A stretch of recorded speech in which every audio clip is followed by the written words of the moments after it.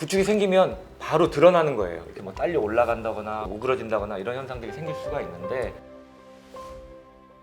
비익퇴축이라고 하면 이제 콧구멍이 좀 보인다. 그런데 이제 콧구멍이 보이는 것 중에서도 들창코처럼 보이는 게 아니라 콧날개 쪽에 조직이 좀 부족해서 콧날개 쪽이 좀 약간 콧구멍이 이렇게 바깥쪽으로 좀 보이는 현상들을 이제 우리가 비익퇴축이라고 얘기를 하는데, 그 비익퇴축이 앞쪽으로 가운데 쪽으로 보이는 거는 우리가 얼마든지 내리고 펼침으로써 교정을 할 수가 있는 부분인데, 선천적인 내용이 좀 가미된 콧볼 날개가 워낙에 얇고 작아서 조직이 부족해서 이렇게 바깥쪽으로 이렇게 벌어진 형태를 외측형 타입 3 이제 비익퇴축이라고 보통 표현을 했는데요. 콧볼 축소도 하나의 콧구멍을 좀 덜 보이게 하는 방법으로 좀 작용을 해요.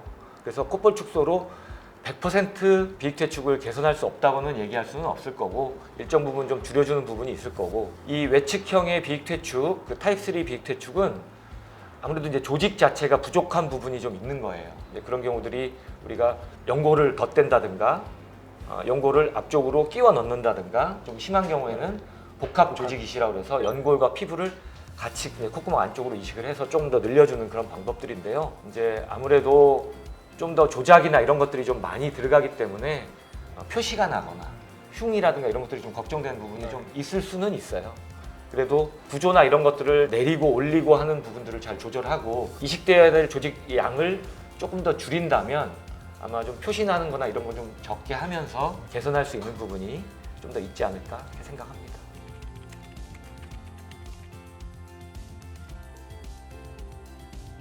귀뒤근막은 이제 많이들 이제 질문도 많이 올려주시고 하는 자가 진피 조직 중에 좀 많이 쓰이는 건데요. 귀 뒤에서 우리가 채취할 수 있는 근막 성분의 연부 조직입니다. 보통 코끝의 한 절반 이상 정도로 커버할 수 있는 양을 충분히 채취는 할 수는 있는데, 우리가 엉덩이 진피하고 비교를 해보면 콧대 전체 볼륨을 채우기에는 조금은 부족한 감이 좀 있습니다. 그리고 엉덩이 진피처럼 똑같은 자가 진피 조직이기 때문에 시간이 지남에 따라 당연히 흡수율도 있습니다. 그래서 이 두 가지 원인 때문에 귀뒤 근막을 쓰는 목적이 주로 볼륨 효과라기보다는 얇고 딱딱해지고 약해진 그 피부를 보강해주는 목적으로 많이들 사용을 합니다. 그 다음에 이제 또 한 가지는 우리가 매부리가 있어서 매부리를 깎고 보형물 쓰기에는 조금 부담스러운 분들이 있어요.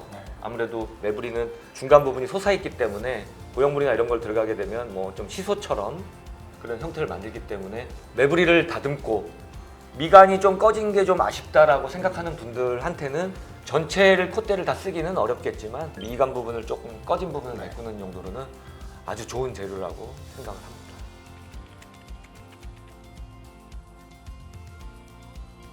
과거에는 고1 남학생 와서 수술해달라고 그러면은 집에 돌려보냈는데 요즘은 참 뭐 이런 미디어의 노출이나 엔터테인먼트 산업의 발달에 따라서 그런 수요들을 뭐 그냥 100% 나몰라라 할 수는 없는 부분이기는 해요. 그래서 최대한 뭐 자제시키고 좀 더 나중에 하라고 말씀드리는 부분은 있기는 합니다. 그렇지만 너무 하고 싶다 그러면 우리가 성장의 단계에 따라서 우리가 판단을 해서 어느 정도의 수술 정도는 해도 괜찮다라고 이제 판단을 해서 수술을 시행하고는 있습니다. 원칙적으로만 일단 설명을 먼저 드리면, 골격 성장이 다 끝난 다음에 우리가 코 성형을 하라고 추천을 당연히 드리는데요. 시기적으로 보면 대략 남자 같은 경우에는 만 17에서 18세 정도, 여자분 같은 경우에는 16에서 17세 정도라고 저희가 설명을 드립니다. 이유는 이제 뼈나 연골이 성장을 다 하기 전에 우리가 수술을 하게 되면 추후에 이런 추가적인 성장이 생기면서 보형물이 틀어지거나 아니면 코끝의 모양을 만들어 놨는데 이 모양이 달라질 가능성이 있습니다. 그래서 뼈를 크게 조작한다든지 그런 조금 공격적으로 막 수술하는 이런 거를 제외하고 나서 간단하게 할 수 있는 수술 정도라고 하면 고등학생 정도만 돼도 충분히 수술을 할 수 있을 것 같습니다. 이번 시간에는 우리 박 원장님과 함께 저희한테 많이 주셨던 질문들을 좀 정리하고 좀 깊이 있게 조금 내용을 다뤄보는 시간을 가져보았습니다. 2023년 한 해 동안 저희 채널 4월 31일 구독자분들께서 저희를 많이 사랑해 주셔서 정말로 감사하다는 말씀 드리고 싶습니다. 갑진년 새해에도 구독자분들 모두 건강하게 아름다워지길 진심으로 바랍니다. 지금까지 건강한 아름다움을 연구하는 채널 4531 성형외과 전문의 박성환 성형외과 전문의 하현정이었습니다.